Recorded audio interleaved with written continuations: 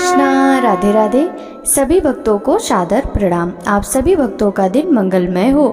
भगवान शिव की कृपा आप सभी के जीवन पर सदा सर्वदा बनी रहे। भक्तों, आज की इस वीडियो में आप सुनेंगे श्रावण मास महात्म्य के 11वें अध्याय की कथा। भक्तों, श्रावण मास महात्म्य के कल के अध्याय में आपने श्रावण मास में किए जाने वाले कृत्यों का वर्णन की कथा श्रवण की। भक्तों, आज के इस अध्याय में रोटक तथा उदुम्बर व्रत का वर्णन की कथा का रसपान करेंगे। तो चलिए भक्तों, वीडियो शुरू करते हैं। सनत कुमार बोले, हे देव, श्रावण मास के वारों के सभी व्रतों को मैंने आपसे सुना, किंतु आपके वचनामृत का पान करके मेरी तृप्ति नहीं हो रही। हे प्रभु, श्रावण के समान अन्य कोई भी मास नहीं है, ऐसा मुझे प्रतीत होता है। अतः आप तिथियों का महात्म्य बताइए। ईश्वर बोले, हे सनत कुमार, मासों में कार्तिक मास श्रेष्ठ है, उससे भी श्रेष्ठ माघ कहा गया है। उस माघ से भी श्रेष्ठ वैशाख है और उससे भी श्रेष्ठ मार्गशीर्ष मास है, जो श्री हरि को अत्यंत प्रिय है। विश्व रूप भगवान से उत्पन्न होने से चारों मास मुझे प्रिय हैं, किंतु 12 मासों में श्रावण तो साक्षात शिव का रूप है।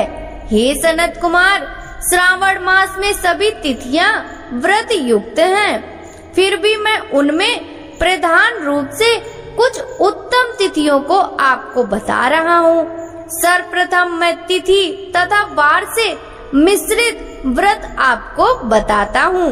श्रावण मास में जब प्रतिपदा तिथि में सोमवार हो तो उस महीने में 5 सोमवार पड़ते हैं। उस श्रावण मास में मनुष्यों को रोटक नामक व्रत करना चाहिए। यह रोटक नामक व्रत 3.5 महीने का भी होता है। यह लक्ष्मी की वृद्धि करने वाला तथा सभी मनोरथों की सिद्धि करने वाला है। हे मुने, मैं उसका विधान बताऊंगा, आप सावधान होकर सुनिए। श्रावण मास के शुक्ल पक्ष में प्रतिपदा तिथि को जब सोमवार हो तब विद्वान प्रातः काल यह संकल्प करें, मैं आज से आरंभ करके रोटक व्रत करूंगा। हे सुरश्रेष्ठ, हे जगत गुरु, मुझ पर कृपा कीजिए।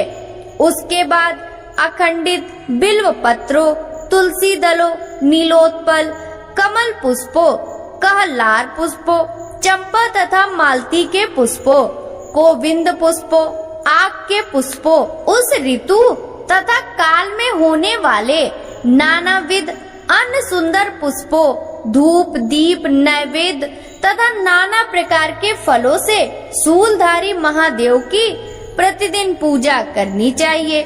विशेष रूप से रोटकों का प्रधान नैवेद्य अर्पित करना चाहिए।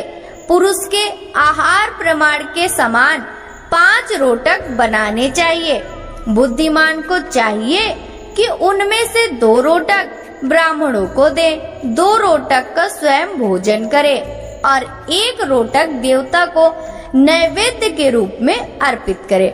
बुद्धिमान को चाहिए कि शेष पूजा करने के अनंतर अर्घ्य प्रदान करे।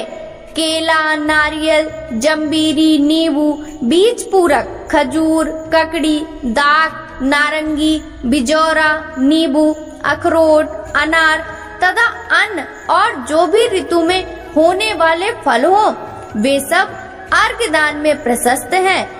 उस अर्घदान का फल सुनिए।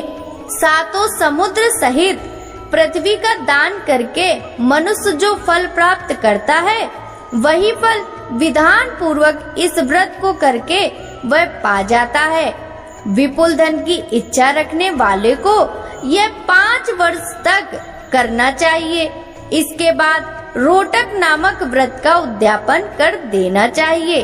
उद्यापन कृत्य के लिए सोने तथा चांदी के 2 रोटक बनाएं। प्रथम दिन अधिवासन करके प्रातः काल शिव मंत्र के द्वारा घृत तथा उत्तम बिल्व पत्रों से हवन करें।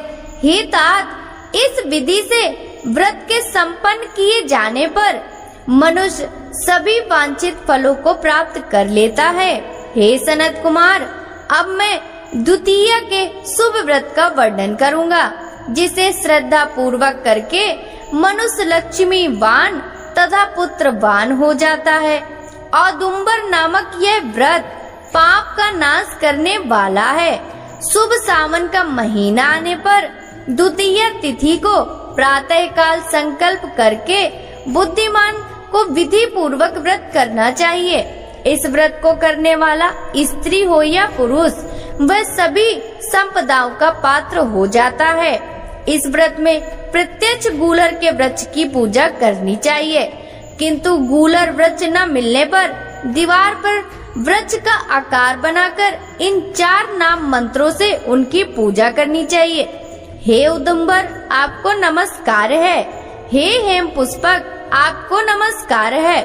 जंतु सहित फल से युक्त तथा रक्त अंड तुल फल वाले आपको नमस्कार है। इसके अधिदेवता शिव तथा शुक्र की भी पूजा गूलर के वृक्ष में करनी चाहिए। इसके 33 फल लेकर 3 बराबर भागों में बांट लेना चाहिए। इनमें से 11 फल ब्राह्मण को प्रदान करें, 11 फल देवता को अर्पण करें और 11 फलों का स्वयं भोजन करें। उस दिन अन्न का आहार नहीं करना चाहिए। शिव तथा शुक्र का विधिवत पूजन करके रात में जागरण करना चाहिए। हे तात, इस प्रकार 11 वर्ष तक व्रत का अनुष्ठान करने के बाद व्रत की संपूर्णता के लिए उद्यापन करना चाहिए। सुवर्णमय फल, पुष्प तथा पात्र सहित एक गूलर का वृक्ष बनाएं और उसमें शिव तथा शुक्र की प्रतिमा का पूजन करें। उसके बाद प्रातः काल होम करें। गूलर के शुभ कोमल तथा छोटे छोटे 108 फलों से तथा गूलर की समिधाओं से तिल तथा घृत सहित होम करें। इस प्रकार होम कृत समाप्त करके आचार्य की पूजा करें। उसके बाद सामर्थ्य अनुसार 100 अन्यथा 10 ब्राह्मणों को ही भोजन कराएं। हे वत्स, इस प्रकार व्रत किए जाने पर जो फल होता है उसे सुनिए।